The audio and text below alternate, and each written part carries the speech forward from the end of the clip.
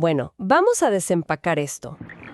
Pensemos en la última vez que usamos los nudillos de las manos para recordar si un mes tiene 30 o 31 días.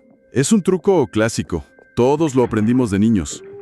Exacto. Y si lo analizamos fríamente, es un poco absurdo que necesitemos un truco físico, un truco manual, para navegar por algo tan fundamental como el calendario que rige al mundo entero. Completamente absurdo. Lo damos por sentado, pero es un caos. Tenemos meses desiguales que, saltan de 28 a 31 días sin mucha lógica aparente.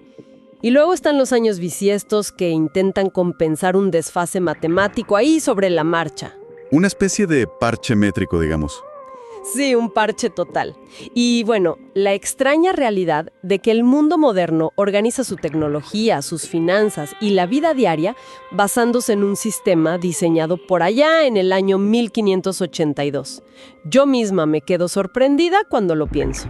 Y es un sistema al que estamos pero tan acostumbrados que rara vez nos detenemos a cuestionarlo. O sea, lo tratamos como si fuera una ley de la física, como la gravedad. Como si siempre hubiera estado ahí. Claro, cuando en realidad es una convención humana, y para ser honestos, una bastante desordenada. Totalmente. Y por eso, en nuestra inmersión profunda de hoy, la misión es examinar una propuesta radical que busca cambiar precisamente eso, nuestra relación con el tiempo. Se llama Tempus Nuo.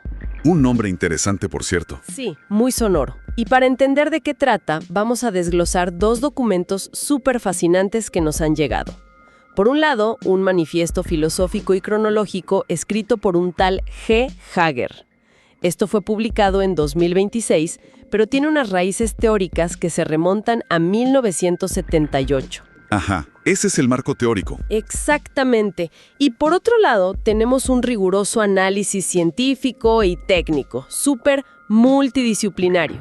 Este reporte evalúa qué tan viable es, tanto biológica como matemáticamente, implementar este nuevo sistema en la vida real.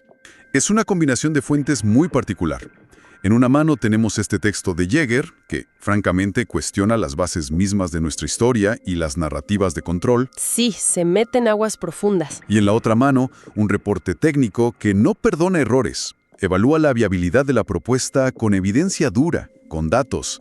Así que yo, como investigador, me voy a encargar de ayudar a separar esa capa poética o mística de la evidencia científica y la viabilidad técnica real. Me parece perfecto porque necesitamos esa mirada analítica. Y bueno, para entender por qué por qué Jäger se tomaría la molestia de inventar un calendario desde cero, primero hay que mirar el caos del calendario gregoriano que usamos hoy. El caos que normalizamos, diría yo. Tal cual. Jäger resalta unos datos históricos en su texto que cuando uno los lee parecen un error en la Matrix. O sea, el ejemplo más claro y el que más me impactó es lo que pasó el 4 de octubre de 1582. Ah, ese es un momento histórico increíble. Es de locos. Según el documento, millones de personas en Europa, en países como Italia, España, Portugal, se fueron a dormir tranquilamente la noche del 4 de octubre. Sí, una noche cualquiera. Y al despertar a la mañana siguiente, el calendario oficial decía que era el 15 de octubre. Así de simple. 10 días enteros simplemente se evaporaron de la existencia. Literalmente los borraron. Todo para poder alinear los solsticios e introducir el sistema del Papa Gregorio XIII. Y la gente, pues simplemente tuvo que aceptarlo sin más. No había opción de quejarse en Twitter en esa época. Definitivamente no. Y a esto, el documento le suma algo que llama una desidia numérica que toleramos todos los días. O sea, pensemos en los nombres de los meses. Septiembre significa literalmente séptimo, pero es nuestro 9º mes. Octubre es el 8º, pero es el 10º. Y diciembre viene de 10, pero es el 12º. Es un desorden monumental que, según Jäger, venimos arrastrando desde la época de los romanos. Un desorden que, según la perspectiva de este autor, va mucho, mucho más allá de un simple accidente histórico o de emperadores caprichosos añadiendo meses con sus nombres. Claro, porque aquí es donde el documento original se adentra en un territorio casi de thriller histórico. Jäger plantea la teoría de los 1000 años inventados. Una teoría bastante audaz, debo decir. Muy audaz. Él señala que en inscripciones muy antiguas, en lápidas y documentos europeos, las fechas solían escribirse con una letra I mayúscula al principio. Por ejemplo, en lugar de escribir el año 582, se escribía I-582. Y la historia académica convencional, lo que siempre hemos estudiado, asume que esa I representaba la inicial de Jesús, indicando el año de nuestro Señor. Exacto. Esa es la explicación de los libros de texto. Pero el manifiesto sugiere que esa letra pudo haber representado originalmente a Isa, que es el nombre utilizado en otros textos sagrados e históricos para referirse a la misma figura de Jesús, pero visto más como un sabio o un profeta. Hasta ahí parece un debate puramente lingüístico. Pero la hipótesis va más allá. Argumenta que en algún momento los escribas y los guardianes de las crónicas europeas alteraron deliberadamente esa letra I para convertirla en el número 1. Claro, un simple trazo vertical. Y al hacer ese pequeño cambio tipográfico, básicamente insertaron 1000 años fantasmas en la línea temporal oficial de la humanidad. Lo fascinante aquí es el motivo detrás de esto. El argumento de Jaeger es que esta supuesta alteración buscaba dividir narrativas culturales y confundir las verdaderas raíces históricas de los pueblos. En última instancia, ejercer un monopolio sobre la historia misma. Es una forma de reescribir la realidad. Exacto. Y mira, independientemente de si uno como lector acepta o rechaza esta teoría de los 1000 años fantasma, lo que el texto ilustra de forma brillante es que el control del calendario siempre, invariablemente, ha estado ligado al control social. Es como decir que quien controla el tiempo, pues controla la realidad que percibimos. Pero, dejando de lado por un momento si nos robaron o nos agregaron un milenio, es un hecho documentado que a lo largo de la historia ha habido intentos reales de derribar el calendario gregoriano. Muchos intentos, sí, porque mucha gente notaba lo ineficiente que era. Exacto, pero todos fracasaron estrepitosamente. Así es. Y aquí el reporte técnico es muy útil porque hace un repaso exhaustivo por lo que llama un cementerio de calendarios revolucionarios. Hay ejemplos históricos que explican perfectamente por qué es tan difícil cambiar nuestro reloj colectivo. Como el de Francia, ¿no? Sí, empecemos con el calendario revolucionario francés a finales del siglo XVIII. Los revolucionarios introdujeron semanas de 10 días. La consecuencia, Me imagino que el agotamiento. total, duró apenas 12 años y colapsó. La población lo odiaba, en gran parte por su extremo anticlericalismo, pero sobre todo porque eliminó los domingos tradicionales. La gente estaba obligada a trabajar 9 días seguidos antes de tener un solo día de descanso. Trabajar 9 días de corrido suena a una receta perfecta para iniciar otra revolución, pero contra la revolución misma. Literalmente, la fatiga social fue inmensa. ¿Y qué hay del intento en la Unión Soviética? Porque el reporte también lo menciona. El calendario soviético de 1929. Ese fue otro experimento social a escala masiva. Introdujeron semanas continuas de 5 o 6 días, pero con días de descanso escalonados para diferentes sectores de la población. O sea, no todos descansaban al mismo tiempo. Exacto. El objetivo del Estado era maximizar la productividad industrial. Querían que las fábricas nunca se detuvieran, pero el costo social y psicológico fue devastador. Me imagino que nadie se veía con su familia. Exactamente. Las familias y los amigos nunca coincidían en sus días libres. El tejido social se empezó a romper. Fracasó rotundamente y el sistema fue desmantelado tras solo 11 años. O sea que tanto el intento francés como el soviético fallaron porque ignoraron la naturaleza humana básica, ignoraron la necesidad de sincronía social. Pero el reporte también habla de intentos desde el mundo corporativo, ¿verdad? Algo relacionado con Kodak. Sí, el calendario fijo internacional. Esta fue una propuesta de principios del siglo XX. Fue fuertemente respaldada por George Eastman, que era el fundador de Kodak, y de hecho se llegó a debatir muy seriamente en la Liga de las Naciones. ¿Y cómo funcionaba ese? Era un calendario de 13 meses de 28 días, muy similar en su esqueleto matemático a lo que propone Tempus Nuo hoy en día, y funcionaba tan bien que Kodak lo usó internamente durante décadas. Financiera y contablemente era perfecto para comparar trimestres sin desfases. A ver, si era tan lógico, tan eficiente y hasta una megacorporación lo usaba con éxito, ¿por qué no se adoptó a nivel mundial? Por la soberbia institucional de la propuesta. El error fatal de todos estos sistemas, el francés, el soviético, el corporativo, fue intentar destruir y reemplazar por completo el sistema establecido por decreto. Querían imponerlo desde arriba. Chocaron de frente contra siglos de inercia burocrática, legal y religiosa. Creían que el simple hecho de tener un sistema matemáticamente superior era suficiente para obligar a los gobiernos y al Vaticano a desechar el calendario gregoriano.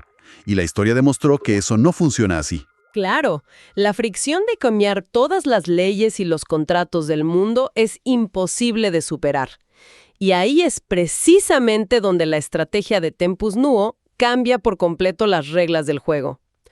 Pero antes de meternos en esa estrategia, veamos cómo es la arquitectura de este sistema nuevo. Su estructura base es muy interesante. Suena bastante elegante, la verdad. Según el documento, consta de 13 meses exactos, y cada uno de esos meses tiene 28 días. Matemáticamente, si multiplicamos 13 por 28, nos da 364 días. Lo cual simplifica enormemente las cosas desde un punto de vista de cálculo y planificación. Es un número muy limpio. Sí, además, Tempus Nuo elimina toda esa pesada carga histórica grecorromana. Aquí los meses y los días ya no rinden homenaje a emperadores narcisistas que querían un mes más largo que el de su predecesor, ni a antiguas deidades de la guerra. Es un enfoque mucho más orgánico. Exacto. En su lugar, los nombres están diseñados para reflejar ciclos de energía de la naturaleza. Por ejemplo, los días de la semana van desde Sorel, que representa el inicio o la activación de la energía, hasta Tasis, que es el séptimo día, enfocado en la pausa profunda y la recuperación. Es un arco rítmico.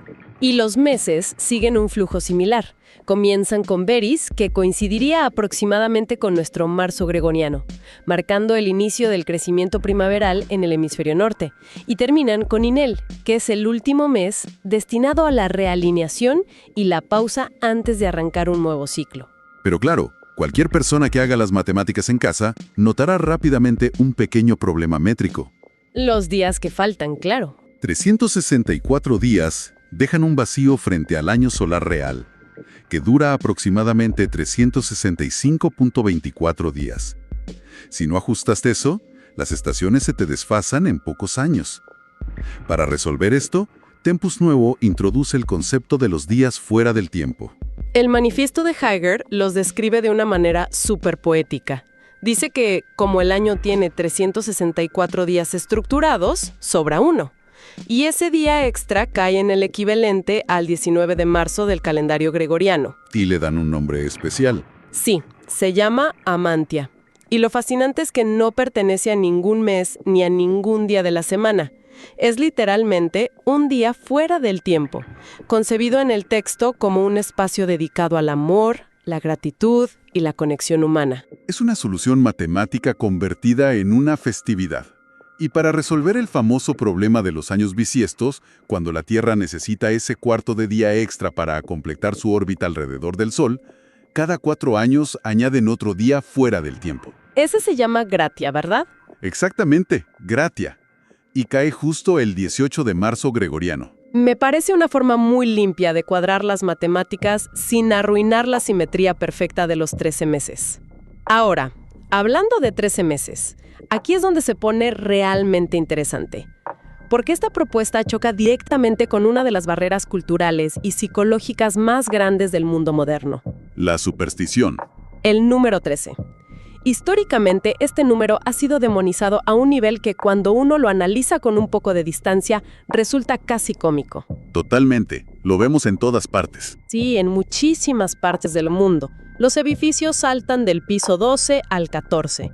Se evita poner ese número en las habitaciones de los hospitales, las aerolíneas a veces no tienen fila 13 en sus aviones, y ni hablar del terror generalizado al viernes 13 o martes 13, dependiendo del país. Incluso en disciplinas serias como la astronomía, existe este sesgo. ¿En la astronomía también? Sí, hay una constelación llamada Ofiuco, que cruza perfectamente la eclíptica.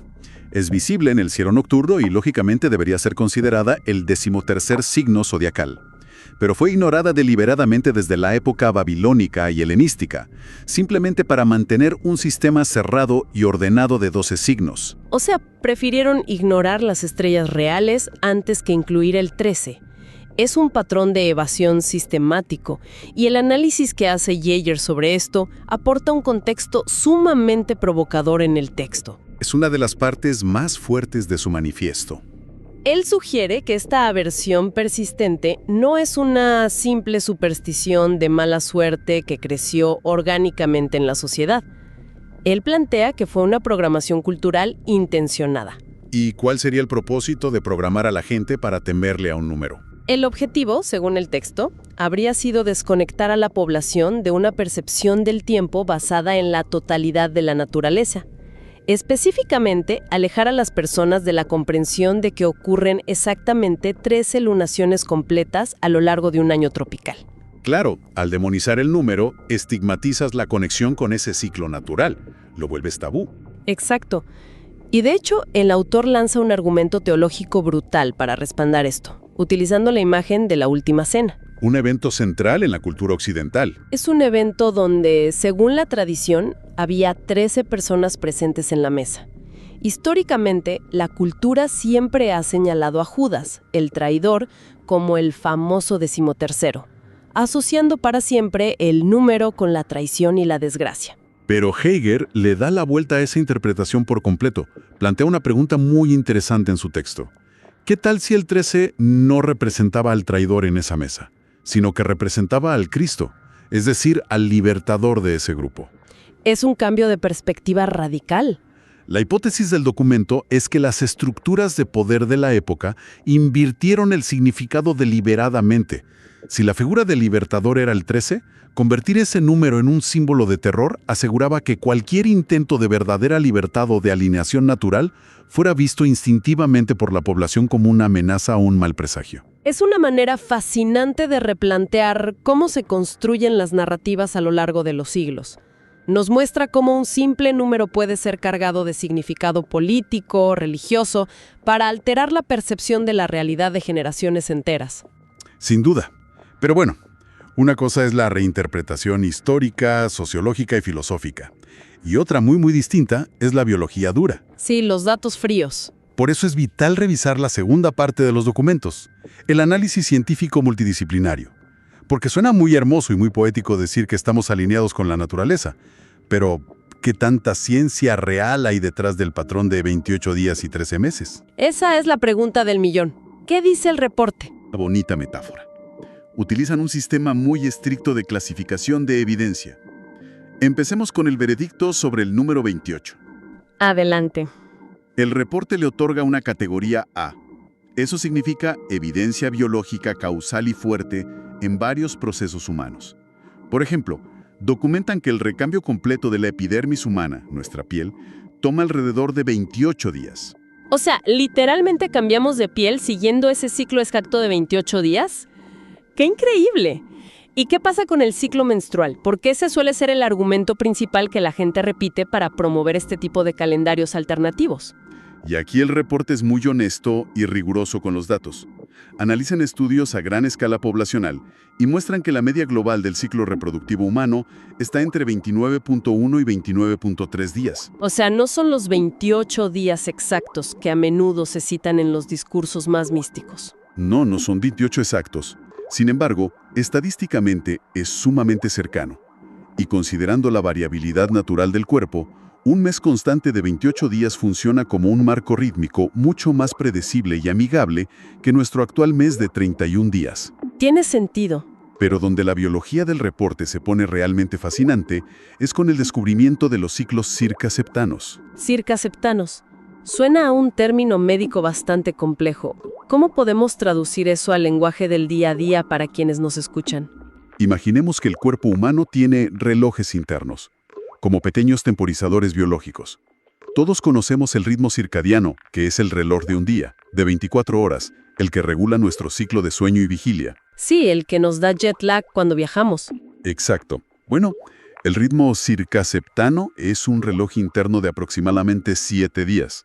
La cronobiología moderna ha documentado que variaciones súper importantes en nuestra presión arterial, en la frecuencia cardíaca y, sobre todo, en la respuesta de nuestro sistema inmunológico frente a ciertas infecciones o rechazos de trasplantes, operan en estos ciclos endógenos de 7 días. ¡Wow! Y si hacemos la matemática, un mes exacto de 28 días engloba perfectamente 4 de estos ciclos circaseptanos biológicos. Entonces, cuando decimos que un sistema de 4 semanas de 7 días Se siente más natural, no es solo un capricho organizativo o estético, es que nuestro sistema inmunológico y cardiovascular literalmente hacen tic-tac en ese mismo ritmo de 7 días. Eso le da una validez tremenda. ¿Y el número 13 tiene algún respaldo similar en la biología? ¿O es solo para que cuadren los 364 días? Definitivamente tiene respaldo. El reporte usa ejemplos muy sólidos de biología evolutiva. Un caso de categoría A que analizan a fondo son las cigarras del género Magic Cicada en Norteamérica. ¿Los insectos que hacen mucho ruido? Esos mismos. Estos insectos pasan años bajo tierra en estado de ninfa y emergen a la superficie de forma masiva y sincronizada en ciclos exactos de 13 o 17 años. Ambos números primos, por cierto. Muy curioso. Exactamente. Y los biólogos evolutivos han determinado que esto no es una casualidad de la naturaleza. Al emerger en ciclos de números primos como el 13, estas cigarras minimizan matemáticamente la posibilidad de que su aparición coincida con los ciclos poblacionales de sus depredadores naturales. Porque los depredadores suelen tener ciclos de vida más cortos. La cigarra sale cada 13 años, casi nunca se cruza con el pico poblacional del depredador. Es una estrategia de supervivencia y selección natural pura basada en matemáticas. Increíble que la naturaleza use matemáticas tan precisas para sobrevivir. Y hay más. El reporte también señala la prevalencia del número 13 en la secuencia de Fibonacci. La famosa proporción áurea. Sí, es la fórmula matemática que dicta cómo crecen las estructuras biológicas. Si uno observa la disposición de las semillas en el centro de un girasol o la forma geométrica de una piña de pino, se van a encontrar espirales que frecuentemente suman el número 13.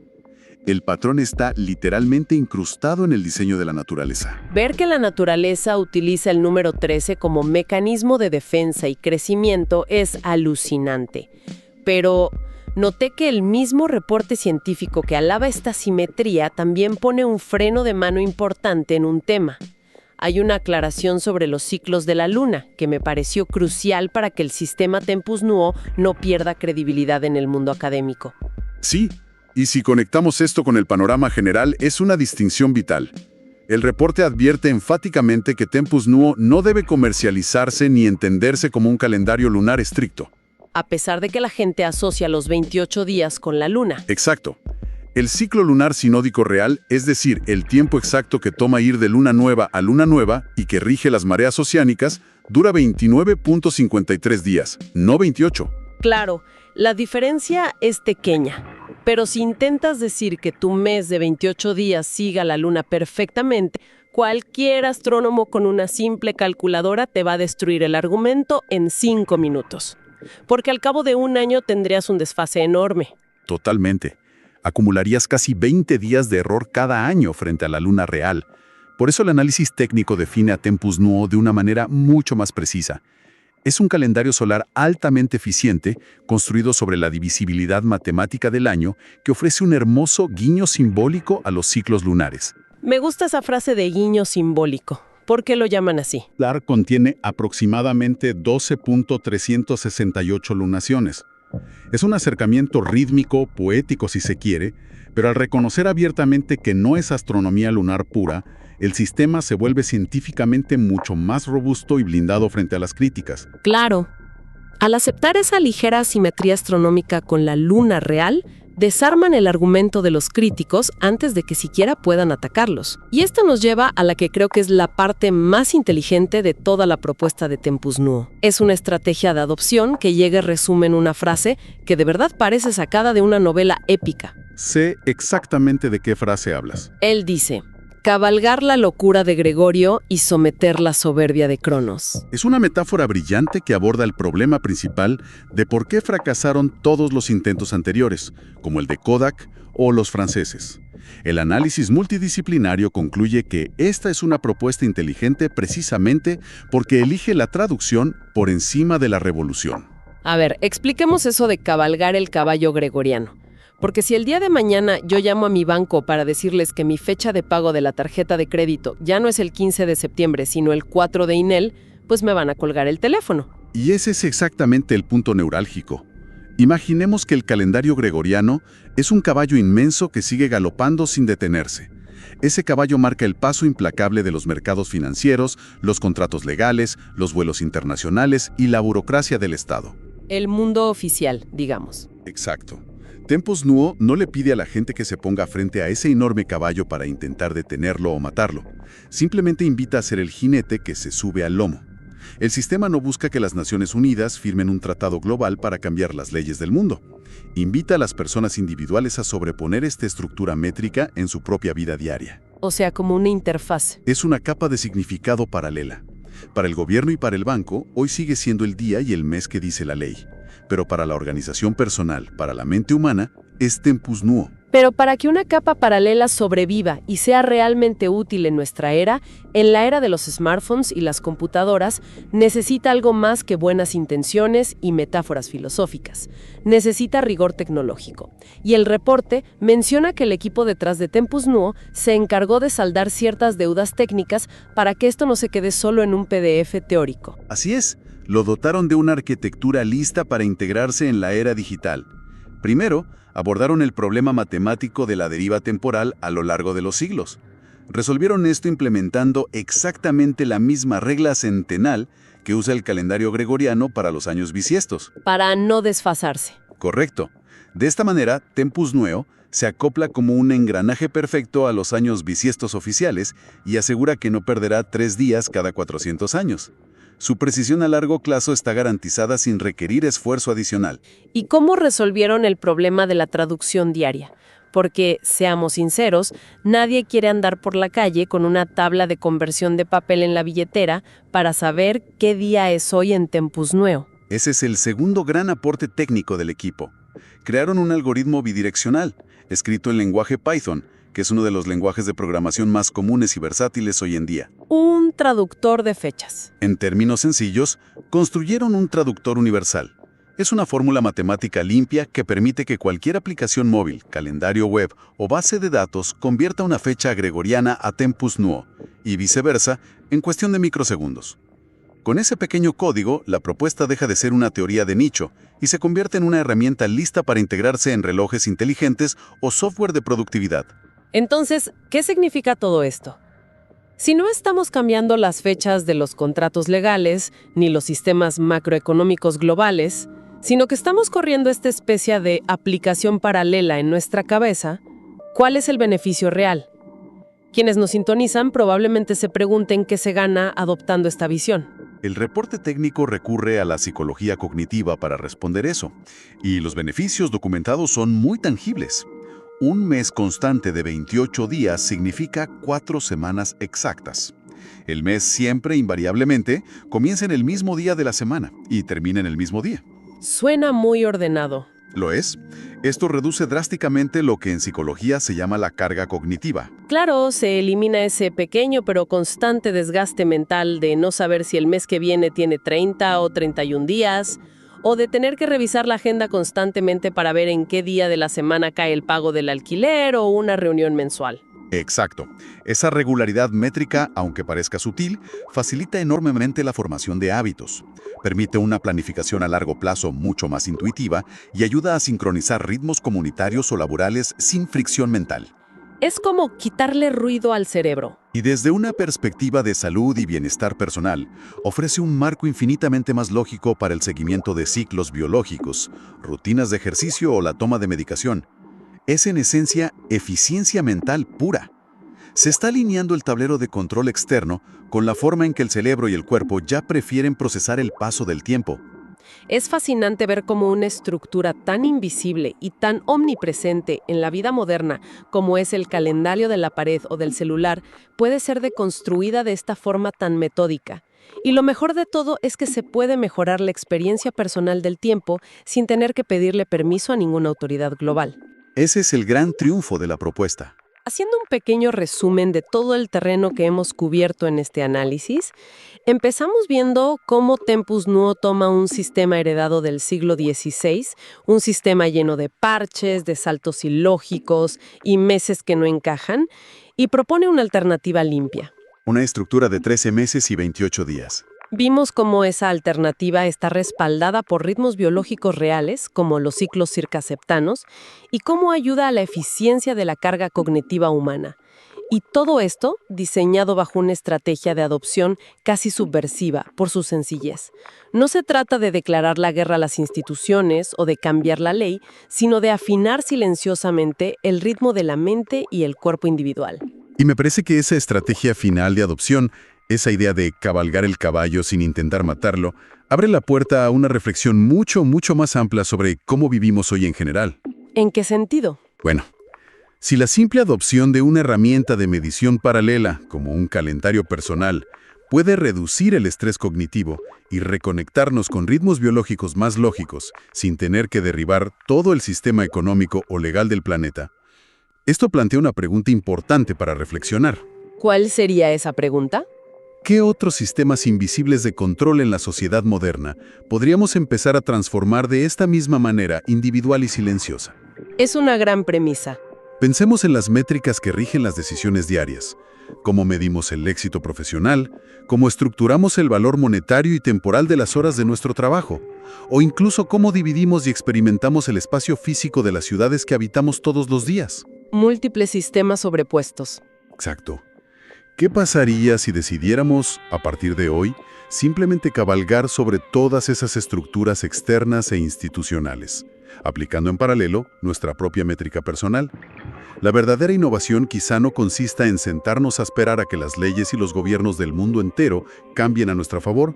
Quizá consista en tener el valor de empezar a vivir bajo un nuevo paradigma, a la vista de todos, pero siguiendo nuestro propio ritmo interno.